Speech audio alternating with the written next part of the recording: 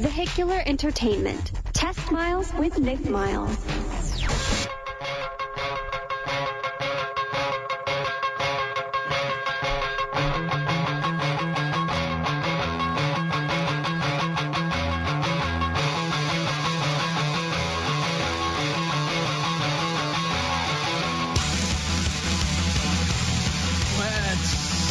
Sunday morning. Yes! Yeah! Welcome to Sunday!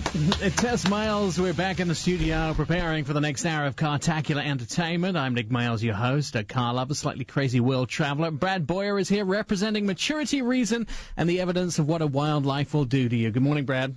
Good morning. Speaking of wildlife, I landed from Savannah, Georgia at 2 in the morning, so I'm ready to go. No sleep. Really? I'm good to go. Open container laws in Savannah. Good times. I can just imagine you on the plane there go, radio show to do, and I get home. Sean Walker is here representing what happens when you spend your inheritance on cars instead of your future. Good morning, Sean. How are you? Good morning, Portland. I am fantastic. And you had a good week with me. We traveled the globe. We were also, strangely enough, in Savannah, Georgia. We talked on the phone with Brad, but we never actually saw each other. No, we didn't. But Georgia, we were in South Carolina, maybe a half hour away from there. But we landed in Savannah, Georgia, and drove over the border. So we were there for a whole 20 minutes. Yes, exactly. And Andrew Awesome is here, and he can't drive, but he can dance, and he's crazy about cars. Good morning, Andrew. I am such a good dancer, and I'm so crazy about cars. In that order. I could give people website information where they could go and see you dance. Nick, if this whole radio thing doesn't pan out, I'm just going to go ahead and be a dancer. I'm going to Juilliard. The Academy? Yes. Ballet? I have a standing order that whenever I want to make the jump, rivet, leap, I can do it. Awesome. Are we ready to get going with the show? I think so. All right. So let me tell you a little bit about this. We first saw the Honda Fit. It arrived in showrooms at 2001. It was called the Honda Jazz in several countries around the world, a subcompact car manufactured and sold by Japanese motor company Honda. In 2010, sales of the Honda Fit surpassed 3.5 million in July of that year. It's a four-door, two-wheel drive, front-engine, mono-spaced vehicle, which is famous for something called magic seats and a spectacular interior. Its competition is the Ford Fiesta, the Nissan Versa, and the Nissan Versa Note, I should say. They've added Note to the car this year, and the Chevy Spark, along with the Fiat 500. Now, the Fit is new for 2015, and it marks the third generation of Honda's Fit. Joining us is Honda expert and Western Region Public Relations Manager, Chris Martin. Good morning, Chris. Good morning, Chris. Is he there? He should be. Chris, are you there? Can you hear us? Now is he there? All right, No. Maybe Chris isn't. All right. Did you just kill Chris for us? I didn't mean to. This is a great start to the show. Well done. Yeah. Sorry. Maybe he didn't like you talking about all the competition. Now I don't know what button to push. There we go. Good. Somebody killed it for you. We'll get Chris in a second. I actually went on the launch of this car down in San Diego and spent some time driving the vehicle around. I had a really good time, and in fact, one of the things that Honda have done with the new Fit is made it much more, I would say, luxurious in a sense that they've learned from their high-end luxury brand, which is Acura, a lot of tricks to making the car ride nicer, handle nicer, and smoother. And of course, it's been very popular. In fact, my neighbors bought a Honda Fit because they were able to tow it behind their big fifth wheel. And that's one of the things that makes the Fit kind of cool, is because it's one of those perfect cars to put behind a fifth wheel. Have you driven one, Brad? I haven't driven the Fit, but Honda has been slow to make some changes. Did they make some substantial changes to this vehicle? Or yeah, it's kind of catapulted. It was sort of there in the midst of the pack, and I think what they did is they catapulted it ahead of the front of the pack. One of the reasons that this car is actually a big seller and very popular is its reliability. And we've always said this about Honda and Toyota, but definitely true. You could almost go 100,000 miles without doing anything to your car, changing oil or anything, and it would still start every morning. And that's the difference between them. But the Honda Fit on the inside, they've really, really decked the car out nicely and done a lot with it. And they've also introduced a whole bunch of new features on the car.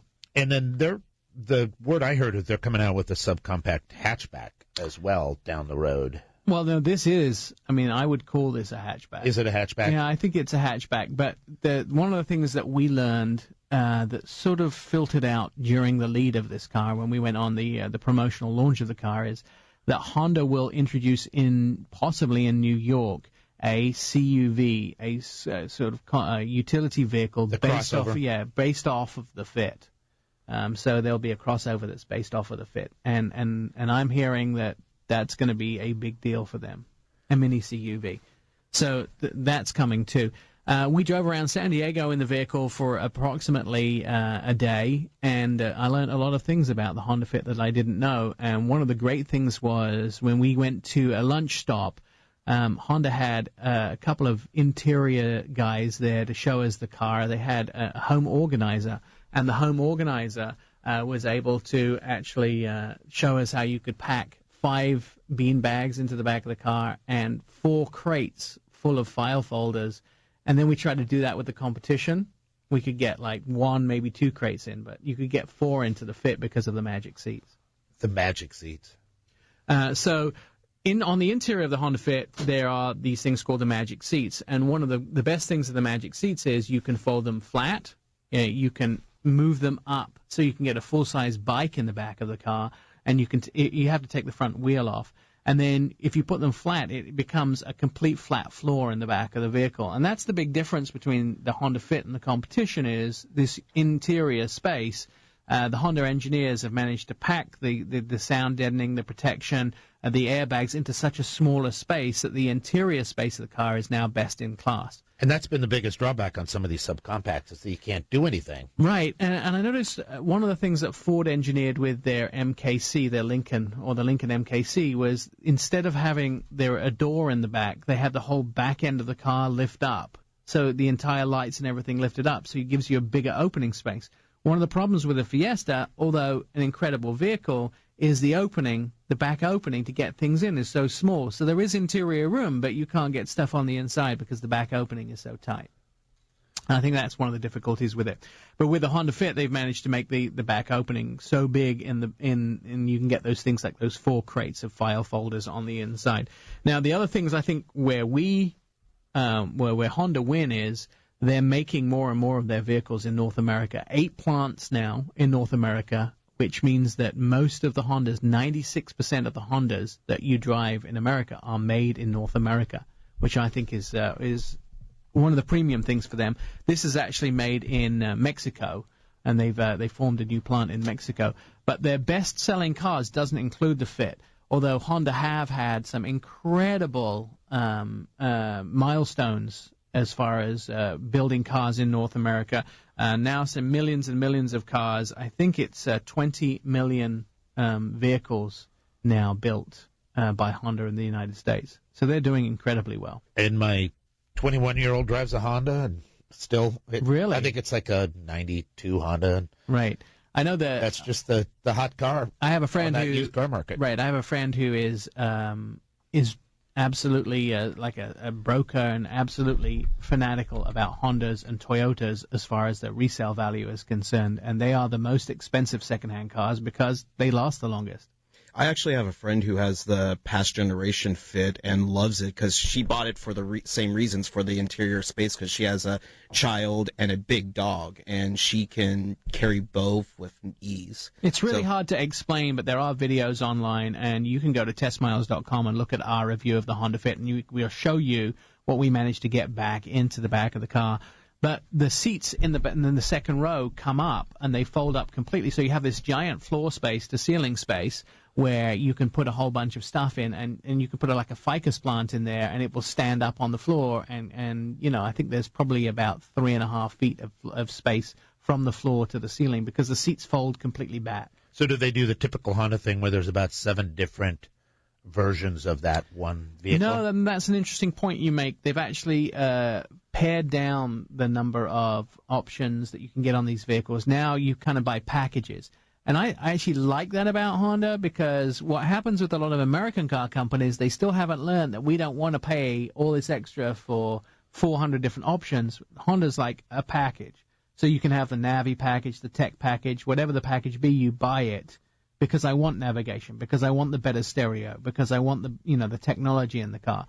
And if you don't want those things, so for me, if I was buying a car, would you? And I don't know if it's the same for you guys. Would you have navigation in it? I'd almost have to. You would? I would have it in there. I'll tell you why, for the resale value down the road, because most people do want navigation. But I don't think that's right, because I use my phone. I agree with you. I wouldn't use navigation or go out and buy navigation. The only thing it's really good for is kind of a visual feature, because my phone updates a lot quicker than half the navigation systems out there. And every year you have to go reflash your navigation to get it updated with the new roads. Now, here's one of the things that Honda, they thought about this. And so their new Honda Link system actually allows you to use a lot of things off of your phone on the screen of the car. So you don't necessarily have to have all of those extras in a car. You can use it through your cell phone. A lot of car companies getting this. And we talked to Jason from Kingpin last week. He's talking about we're right on the verge now of where you plug your cell phone into the car and everything that's on your cell phone kind of migrates into the vehicle. It swaps what's on your cell phone screen with the vehicle. We're at the stage before that being very fluid. What happens with these vehicles now is you plug your cell phone in, it uses the Wi-Fi on your cell phone, or it uses the apps through your cell phone to put them onto the screen in the car. We're not quite at the stage where it actually displays what's on your cell phone on the screen. We're almost there, but there's a few legal things to jump through. But Honda got that with the new Honda Link, and what ends up happening with a Honda Link system is that you can use a lot of the apps, and you can get Pandora, and you can get all those things in the car you might want to listen to. You can also, most of us will listen to FM News 101 in the car when we're driving around, or go to testmiles.com and listen to the podcasts. But those type of things are what they're doing. They're actually going towards having your cell phone integrated with the car. You had something to say, Brad? I think it's also a generational thing. The nav systems make it easy for people who aren't as integrated with their iPhones and all. I think it also depends where you travel, what you do, and where you go. Because I look at these and say, I know if I have a car in Portland, I probably don't use navigation. I will use it if I have to find a Southwest address that is a long way away. But I won't actually use navigation unless it's going to a part of town I'm not very familiar with. I'm very familiar with most of the town. If you say, I need to go to 2700 Knott, I know exactly where that is. I know, I can find that. So I think if you tend to stay in your area, you don't need navigation as much. Makes sense. All right. We're Test Miles on FM News 101. We've got a bunch of stuff still coming up in the show. We'll try and get Chris Martin from Honda back. We'll see if that's going to work. We also have coming up today, we'll look at the headlines. We'll give you the latest update on the GM recall that is coming up. We'll also be talking to David Cadwell from Cadillac. Sean and I experienced the new Escalade while we were in Savannah and actually in South Carolina. Bluffington was the name of the place. We had a brilliant week down there. Boy, Southern living. We experienced it. In fact, the hotel we stayed at had its own cottages. You didn't just have a room in a hotel. You had your own little house. And it had sort of a netted-in porch and all those things. Perfect Escalade place to stay. We'll also be talking about what we've been driving this week, and the phone lines are open as well at 503-517-6299. This is Test Miles. This is Test Miles with automotive expert Nick Miles. Vehicular entertainment. Test Miles with Nick Miles.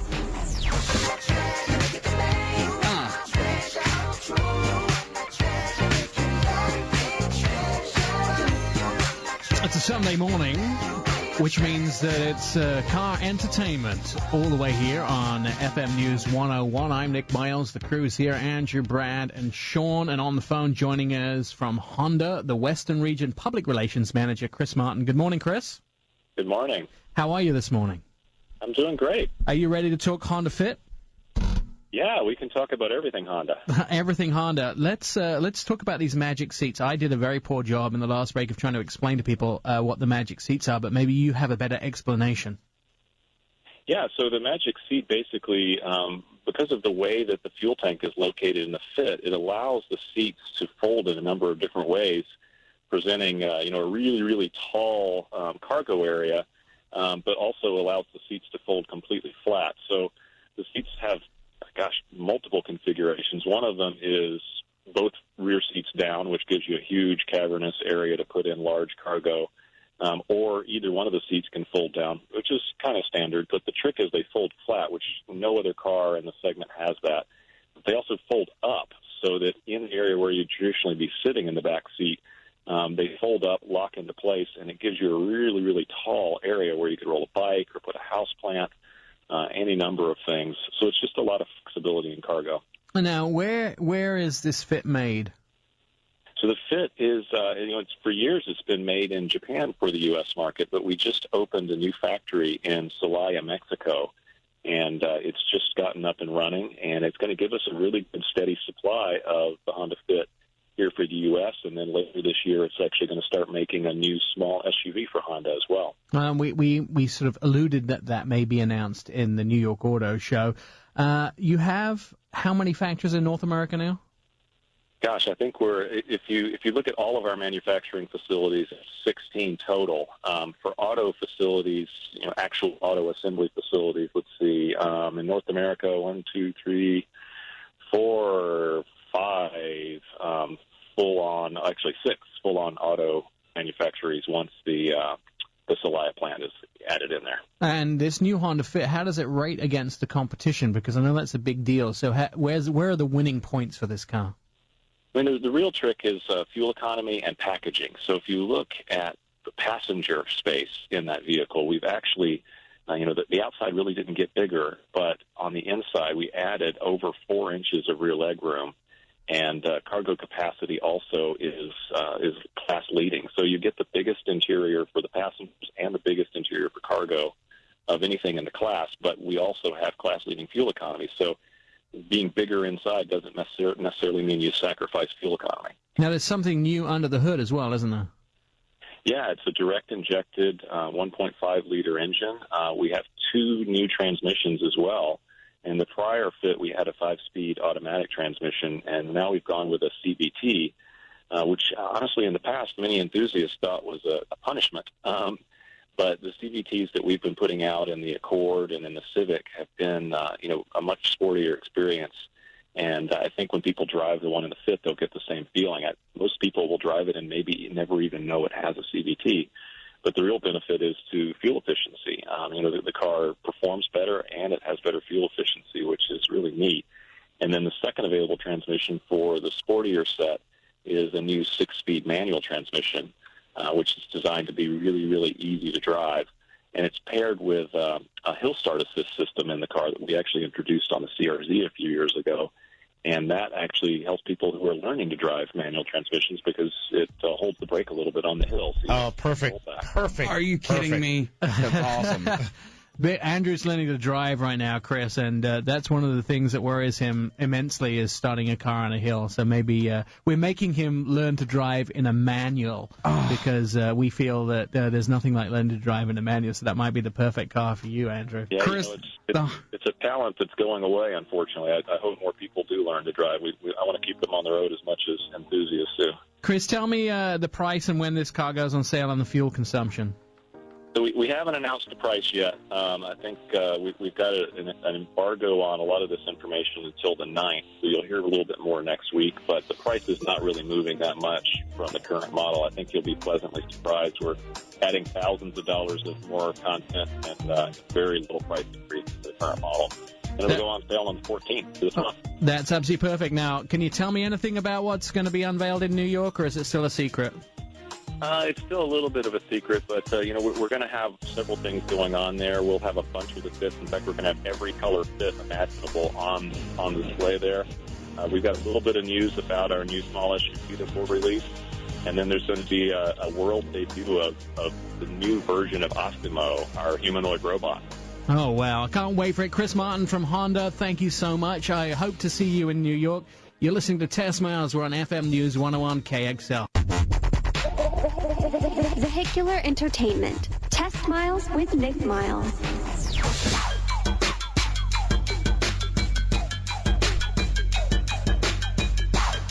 Well, welcome back to TestMiles from FM News 101 KXL, your Sunday dose of more information about cars and trucks, SUVs, and every kind of modern transportation. Pit crew in the studio, Sean, Brad, and Andrew.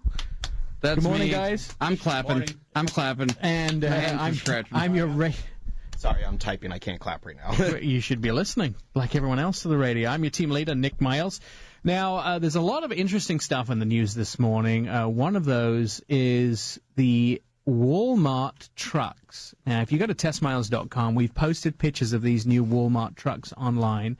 They look like Transformers, and Walmart are saying that this may be what their new hybrid vehicles will look like.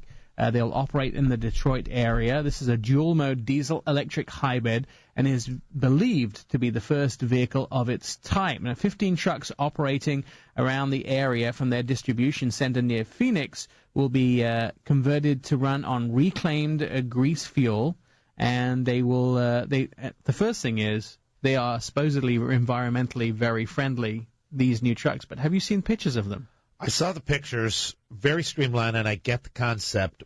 But what day did this story come out? We checked this. Okay. We were worried this was an April Fool's story, but we went to Walmart's website, and they still have them on. If this is a real story, I think this is great. I think it's fantastic, but it's the two don't go together in my head. Walmart and super efficient green trucks. I just think they look good. Well, I wasn't worried so much great. about the green. I wish somebody would do trucks like this forever. But It's because it looks like a Decepticon. That's why. right. Let's go down to Daimler and shame him into it. So then. that's the next question is this an April Fool's or is it a real story? No, I think you had me real. I think you had me at it's powered on grease fat. I think that's consistent. Yeah. Have you ever driven behind a vehicle that's powered on reclaimed fryer oil? No, I It don't smells think like so. French fries. Seriously. I like it. Oh, Yeah, they convert these. Portland's a huge area for this, as well as sort of some natural gas crazy guys in the area. We have vehicles here that are powered on reclaimed chip fat. So there are people that go chip fat in England. It's a deep fryer oil here in North America. I go to a lot of these restaurants where they will sell what they have used in their deep fat fryers to people who reclaim that and put it in their vehicles. It's like a huge cottage industry here in the Portland area, and they power their vehicles. They've converted diesel cars off of this. well, Andy and I are powered by grease fat. All day. Yeah, That's how French fry. I go. Yeah. And interestingly enough, you both smell of chip oil too. That's okay. That's French fine. fries. I wear it as a badge. It's like driving behind someone I with put it French behind fries. my ears. The phone lines are open, 503-517-6299. You're listening to Test Miles and FM News 101. Let me tell you a little bit about this. Sean and I spent our last few days in somewhere wonderful. We would actually spend it in a place called Bluffington, South Carolina, just 40 miles from Savannah. Off of the edge of Georgia into South Carolina. Our hotel was called the Inn at Palomelto Bluff, and it's in a place called Bluffington.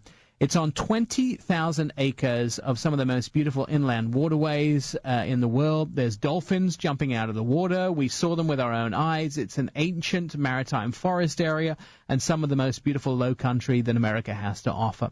The hotel was a gathering of private cottages. Each guest was treated to an enclosed porch, a steam room, and their own little cottage with all the amenities you can dream of. It's no surprise that Cadillac chose this location to introduce the new 2015 Escalade to the media.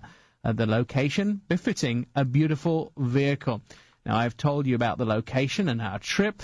We had a better time than you could possibly imagine, but the man that introduced us to the brand new Cadillac Escalade and heads up the communications department at Cadillac with the title of Public Relations Manager is David Caldwell. Welcome to Test Miles, David. Welcome, David. Is he here? Yeah. Should Can be. you hear us, David? Should be there. We're having our phone issues this morning, aren't we? I don't think the phone likes us. It doesn't? No. Oh. He's. Hear me? There you are. go. We can hear you now. Good morning, sir. Hello, how are you guys? And we're really great. So you have what is a very competitive, full-size luxury vehicle introduced to the world. Tell me a little bit about this new Escalade.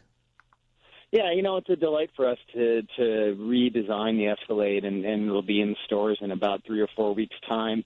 At one point in time, you could say it was the center of gravity for Cadillac, kind of what we were most famous for, kind of big and bold, and of course, the name Escalade sort of, it has to live up to that legacy. It has to be powerful. It has to be luxurious, and we've done all that. But at the same time, we've made it a bit more sophisticated, a lot of craftsmanship and luxury on the interior, because in the intervening 10 or 12 years since we, kind of started down the path with Escalade, we've elevated and expanded the brand a great deal. So now it's nice to kind of bring the Escalade into line with all of the rest of the advancements that we've made in our design and technology. So it's a good opportunity for us. Unmistakably an Escalade from the outside. Now, you said you upped the quality and the interior as well. Lots of purposeful and innovative ideas in it. It has a very interesting hands-free liftgate, doesn't it? Yeah, that's one. This is the kind of thing that an Escalade has to be. People use them. I think the days of SUVs being merely status symbols perhaps are behind us, although, certainly presence is important. But, people use these. They use the back of them to carry stuff. Affluent folks, people that are in a position to consider luxury vehicles, they also tend to have things like boats or horses or dogs or other lifestyle pursuits that drive them into these kind of vehicles. So we looked at a new Escalade as an opportunity to raise the bar on some of those things. So a hands-free liftgate is one of those. You just kind of make a kind of a kicking motion underneath the back fascia with your foot, and up it comes. And we, fold flat the second and third seats with an electric push-button control to maximize the space inside of there. These are the kind of things, frankly, people expect from, a utility vehicle. Maybe what they don't expect so much is this sort of hand craftsmanship. We cut and sew, all of the leather in the vehicle, door trim, IP trim, etc., and really raising the level of elegance of the inside of the vehicle. I think that's where it takes the biggest leap from the previous generation. I will tell you that, and everybody that listens to this show knows, I learned to drive on a Range Rover. I love the Range Rover. This is definitely competition.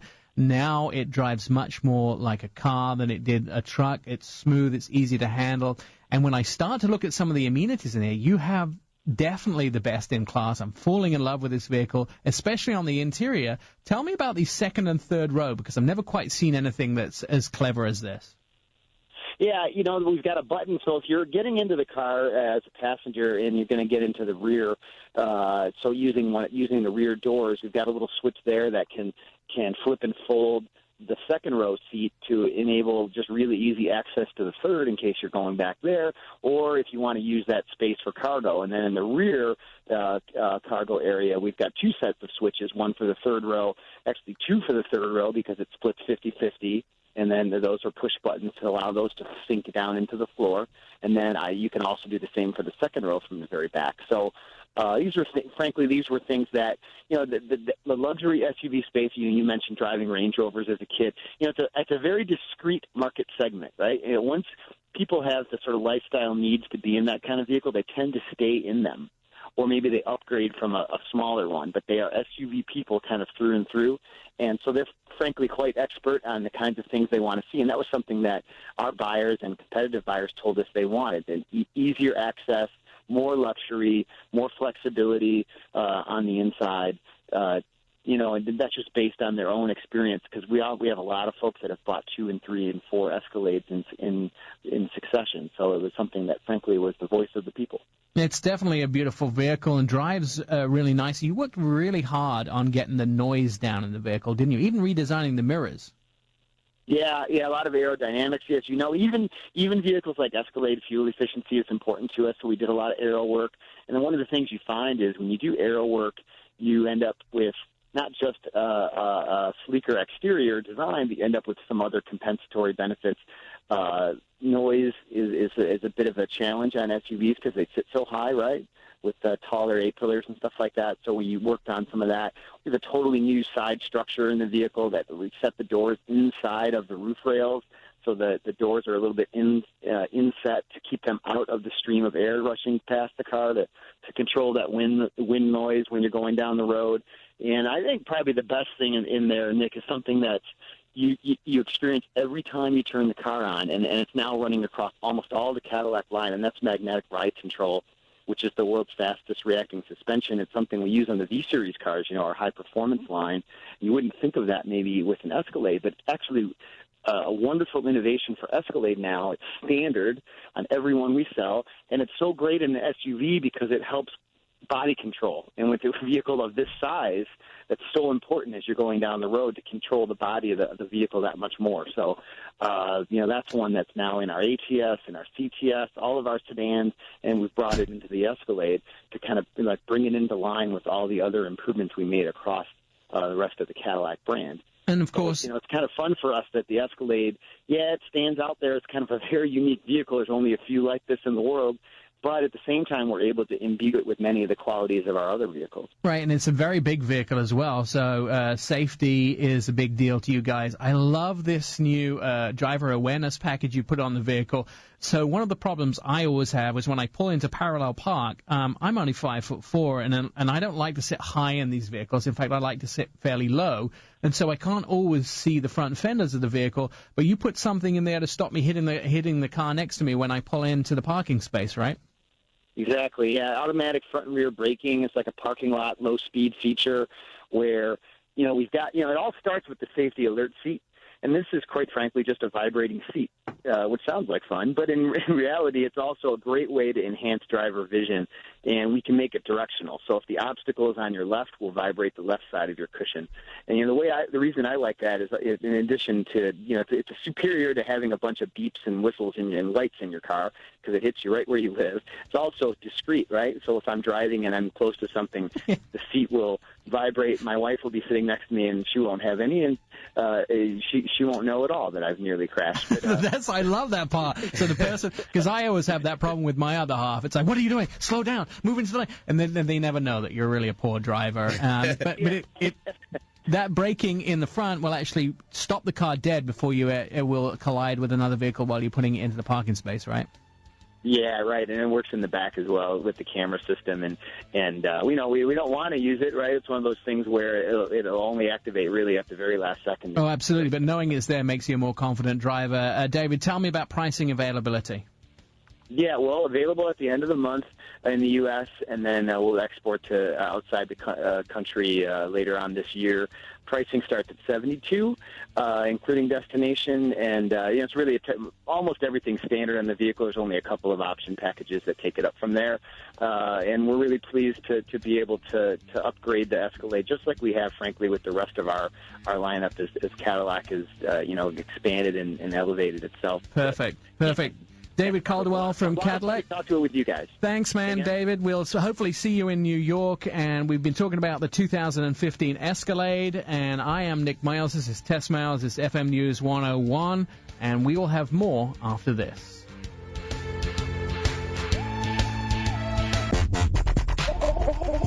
Vehicular Entertainment. TestMiles with Nick Miles.